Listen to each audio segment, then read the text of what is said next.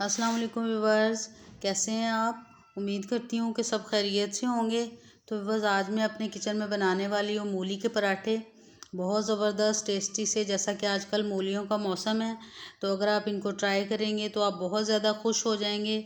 बहुत सारे टिप आपके साथ शेयर करूँगी कि जिस तरह आपके पराठे भी बहुत क्रिस्पी बने और आपके पराठे बिल्कुल खुलेंगे नहीं।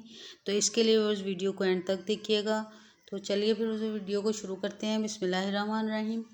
तो इसके लिए वो सबसे पहले मैंने ये 1 किलो मूलियाँ ले ली थी और उनको क्रश कर लिया। और क्रश करने के बाद इनका थोड़ा सा पानी निकाल लिया। सारा पानी इसका हमने निचोड़ना नहीं है, सारा मैंने पानी बिल्कुल नहीं निकाला। और अब इसके अंदर मैं धनिया डाल रही हूँ, धनिया और हरी मिर्ची। धनिया में थोड़ी सी डस्ट लग रही थी, इसलिए मैंने इसको धो के डाला है। तो अब बस थोड़ा सा नमक, थोड़ी सी लाल मिर्च पाउडर, आप अपने टेस्ट के हिसाब से कम ज़्यादा कर सकते हैं। और अब थोड़ा सा ज़ीरा डाल रही हूँ इसके अंदर, और थोड़ा सा सूखा धनिया। इसको मैंने दरदरा सा पीस लिया, बहुत ज़्यादा पाउडर फॉर्म में नहीं किया। और ये थोड़े से बारीक कटे हुए प्याज डाल लिए, और थोड़ी सी 2 पिंच के बराबर इसके अंदर हम अजवाइन डालेंगे। इससे क्या होता है कि ये हाजमे के लिए बहुत अच्छी है, बड़े अच्छे से हम हज़म कर पाएंगे। इस तरह की जो अजवाइन होती है, सिर्फ 2 चुटकी डालनी, इससे ज़्यादा हम इसमें यूज़ नहीं करेंगे। और अब बस इसके अंदर ये अदरक का छोटा सा टुकड़ा, मैं जितना आपको दिखा रही हूँ बस इतना ही हम इसके अंदर यूज़ करेंगे। इससे क्या होगा कि इससे जल्दी जल्दी एक तो हज़म हो जाते हैं, दूसरे गैसेस नहीं बनती हैं, और हम अच्छी तरह से मूली के पराठे जो हैं वो हज़म कर पाते हैं। कुछ लोगों को हैवीपन होता है खाते ही इनको, तो इसलिए अगर हम इस तरह अदरक का टुकड़ा डाल लेंगे तो ये बहुत ज़्यादा टेस्टी भी लगते हैं, और साथ में ये आपको जो है हज़म करने में बहुत मदद देते हैं और गैस नहीं होने देते। तो अब बस सबसे पहले हल्का सा बस मिक्स कर लेंगे, क्योंकि हमने बाद में भी इनको मिक्स करना है। तो अब बस इस तरह से पैन मैंने चूल्हे के ऊपर रख लिया, और इसके अंदर ये सारी मूलियाँ और ये मसाले वगैरह डाल लिए। और चूल्हे की आंच को दरमियाना सा रखेंगे, ना बहुत ज़्यादा तेज़ करेंगे और ना ही बहुत ज़्यादा इसको हमने हल्का रखना है। और इस तरह अच्छा सा मिक्स करेंगे। देखने में मुझे लग रहा है कि जैसे नमक मिर्च थोड़ी सी कम है, तो अभी एक दफ़ा फिर इसको चख के, तो थोड़ी सी अगर आप ज़्यादा डालना चाहें तो डाल सकते हैं। और इसका पानी हमने खुश्क करना है, ना तो इसको बहुत ज़्यादा पकाना है, दरमियानी सी आंच के ऊपर बस थोड़ा सा इसका पानी खुश्क करेंगे। तो अभी बस नमक मिर्च थोड़ी सी कम लग रही थी, तो इसके लिए इसलिए इसके अंदर मैं थोड़ी सी हल्दी डाल रही हूँ, इससे लुक बहुत अच्छी आएगी। और थोड़ी सी लाल मिर्च पाउडर डाल ली है मैंने। आप अपने टेस्ट के हिसाब से जो स्पाइसेस हैं कम ज़्यादा कर सकते हैं। और बस अच्छा से इसको मिक्स कर लेंगे, और बस थोड़ा सा पकाने के बाद 3-4 मिनट तक बस इसको हम दरमियानी आंच पर पकाएंगे। बहुत ज़्यादा पकाएंगे तो फिर भी मूलियाँ अपना पानी ज़्यादा सा छोड़ देती हैं, तो इसलिए 5-6 मिनट से ज़्यादा इसको नहीं पकाना। तो अभी बस इसको मैं बस बंद कर रही हूँ चूल्हे को। और दूसरी तरफ बस इसके लिए हम आटा गूँध लेते हैं। तो उसके लिए 1 कप मैंने गंदम का आटा लिया और 1 कप मैंने मैदा इसके अंदर यूज़ किया। दोनों को छान के अच्छी तरह से ये बाउल में डाल लिया है। और अब इसके अंदर 1 टीस्पून से थोड़ा सा कम मैं नमक डाल रही हूँ, और ये 3-4 टेबल स्पून के बराबर मैंने ऑयल डाल लिया। इससे हमारे पराठे जो हैं बहुत ज़्यादा क्रिस्पी बनेंगे, बहुत मज़ेदार बनेंगे। और नमक डाल लेने से बस हमारे जो पराठे बनते हैं वो फटते नहीं हैं। तो अब बस थोड़ा थोड़ा पानी डाल के इसको नॉर्मल आटा जिस तरह हम गूँधते हैं बस उसी तरह गूँधना, बहुत ज़्यादा पतला भी नहीं करना और ना ही बहुत ज़्यादा इसको सख्त करेंगे। और ये मैदा मिक्स कर लेने से बस ये बहुत अच्छी सी इसकी डो तैयार होती है, तो फिर वो फटती बिल्कुल नहीं है। और नमक भी जो डाला है वो भी इनको फटने नहीं देता, बहुत अच्छी बाइंडिंग करता है पराठों की। और इस वीडियो को मैं इसलिए स्किप नहीं कर रही ताकि आपके सामने आपको बता सकूँ कि कितना मैंने इसको पतला रखा है। बहुत ज़्यादा ये सख्त भी नहीं है और ना ही बहुत ज़्यादा पतला है, बिल्कुल आम रूटीन का आटा है। आप इसको परात में भी गूँध सकते हैं। सिर्फ मैंने इसमें नमक और घी ज़्यादा बस ऐड किया है आपके सामने ही एक्स्ट्रा, क्योंकि नॉर्मल आटे में अमूमन हम नमक या घी नहीं डालते। तो अब बस इसको हम अच्छी तरह से गूँधने के बाद बस कम से कम 3-4 घंटे के लिए आपने इसको स्टे ज़रूर देना है, फिर भी हमारे जो पराठे हैं बहुत अच्छे बनेंगे और वो फटेंगे बिल्कुल नहीं। और मज़ीद थोड़ा सा गूँधने के बाद बस इसको मैं फ्रिज में रख दूँगी, और इसके ऊपर ढक्कन लगा के हम इसको 4 घंटे के लिए बस छोड़ देंगे। और आप देख रहे हैं कि अच्छा सा जो है हमारा आटा गूँध गया है, जिस तरह आम रूटीन का आटा हम गूँधते हैं। बहुत अच्छी सी डो इसकी हमने तैयार कर ली है।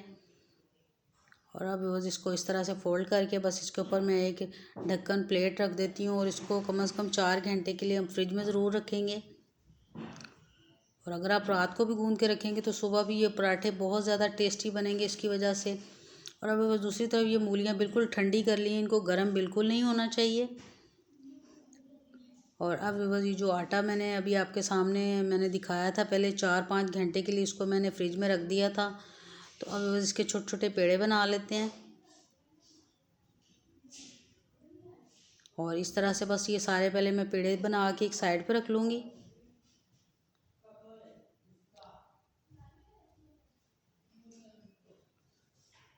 और अब ये सारे पेड़े मैंने तैयार कर लिए आपके सामने। तो अब बस ये जो है ये पेड़े बनाने के बाद हम इसकी एक एक रोटी मैं आपके सामने बेलती हूँ और फिर बनाते हैं इसी तरह से। तो सबसे पहले इस पेड़े को फैला लिया, थोड़ा सा इसकी हाथों की मदद से बड़ा सा इसको कर लेंगे और फिर इसके बाद इसको हम बेलेंगे, क्योंकि इस तरह करने से बहुत जल्दी बेल लेते हैं, रोटी बड़ी अच्छी तैयार होती है। तो अब बस सबसे पहले इसकी अच्छी सी रोटी बिल्कुल जितनी बारीक करनी है, क्योंकि बाद में हमने इसके अंदर ये जो बेलन है इसको यूज़ नहीं करना, तो इसलिए थोड़ा सा फैलाने के बाद अब इसको मैं हाथ की मदद से अच्छा सा फैला लूँगी।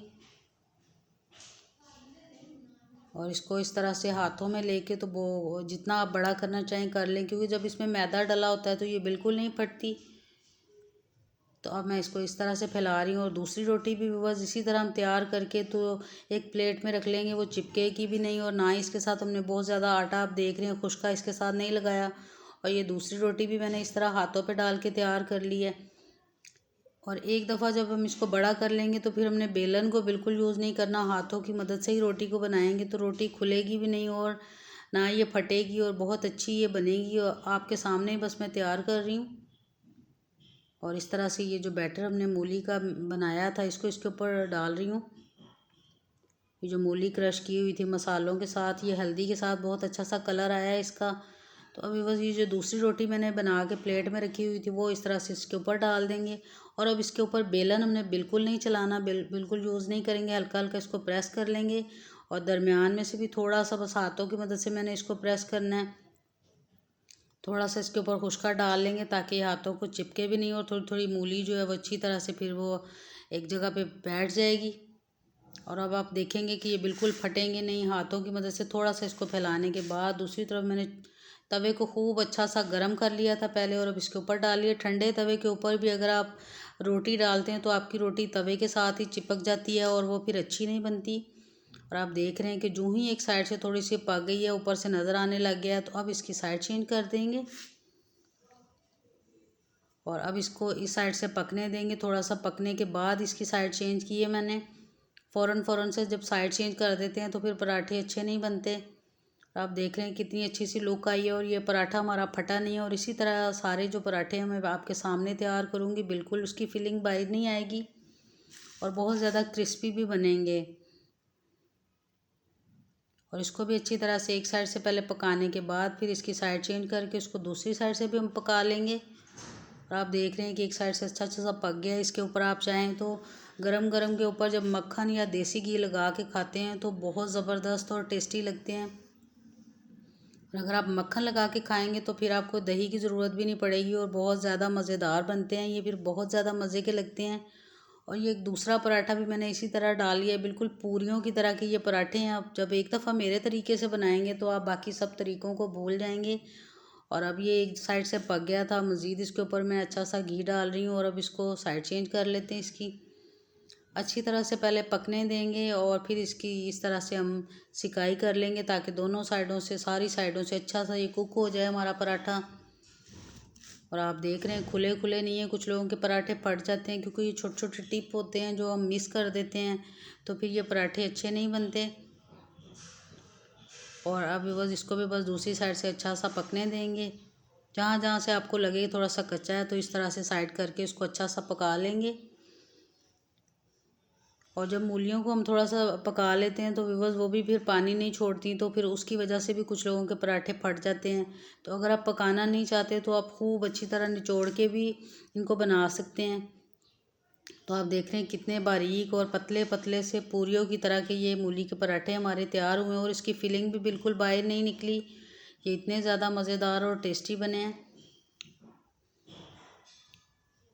और कम से कम एक दफ़ा आप मेरे इस तरीके से ज़रूर बनाइएगा। और अगर आपको लगे कि आप इनको पकाने के बगैर बनाना चाहते हैं तो आप अच्छी तरह से जब इसका पानी निकाल लेंगे तो फिर भी आप इसी तरह के पराठे इंजॉय कर सकते हैं। लेकिन अगर आप पानी के साथ बनाएंगे तो मूलियों का पानी भी मैदे के लिए, जिगर के लिए बहुत ज़्यादा फ़ायदेमंद है, बहुत ज़्यादा फ़ायदे वाला होता है। तो इसलिए मैंने इसको निचोड़ के बिल्कुल नहीं बनाया और फिर भी हमारे पराठे बिल्कुल नहीं फटे, बहुत ज़बरदस्त और टेस्टी बने हैं।